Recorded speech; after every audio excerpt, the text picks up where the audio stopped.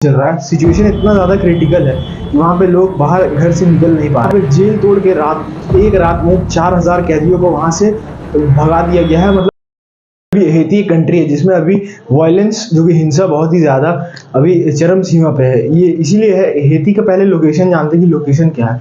Haiti का जो location है, ये जो कंट्री है, इसका लोकेशन अगर आप देखोगे तो ये यूनाइटेड स्टेट कंट्री के नीचे जो कैरेबियन सीज है उस एरिया में ये कंट्री आता है। और इस कंट्री में अभी बहुत ज़्यादा ख़राब सिचुएशन चल रहा है। सिचुएशन इतना ज़्यादा क्रिटिकल है कि वहाँ पे लोग बाहर घर से निकल नहीं पा रहे हैं। और ये सब क्यों किया गया?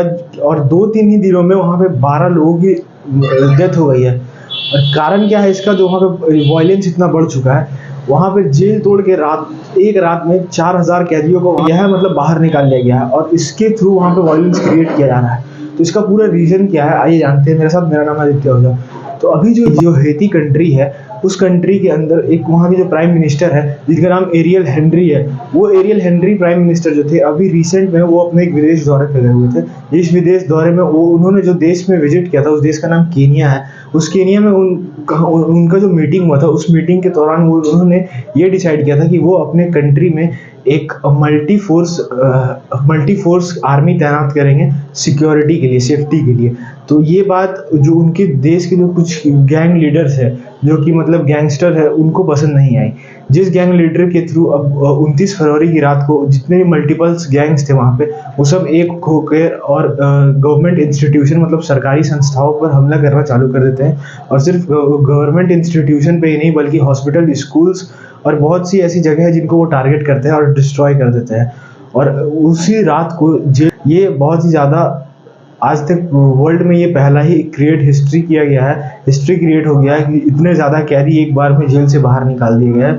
और वो सारे कैदी मिलकर फिर से अब अपना डोमिनेटर दिखा रहे हैं। और वो जो कैदी है उनका ये डिमांड है कि अब जो प्राइम मिनिस्टर है वहाँ के हेती के, जो कि मिस्टर हेनरी, उनका डिमांड ये है कि वो अब अपना सीएम की जो चेयर है, उससे अब सीएम की जो पोस्ट है उससे इस्तीफा दे।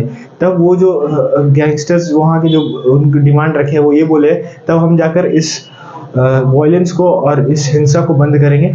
अगर वो इस्तीफा नहीं देते हैं तो ये वायलेंस, ये हिंसा इसी तरीके से जारी रहेगा। तो ये कुछ इन्फॉर्मेशन है। और जो कि अमेरिका इंडियन के हर एक मूवमेंट पे नज़र रखता है, इंडिया के हर एक मूवमेंट पे नज़र रखता है, वो अमेरिका आज के देश में जो उसी के नीचे कंट्री में ये कंट्री आता है, बल्कि आज अमेरिका उस कंट्री की कोई भी हेल्प नहीं कर रहा।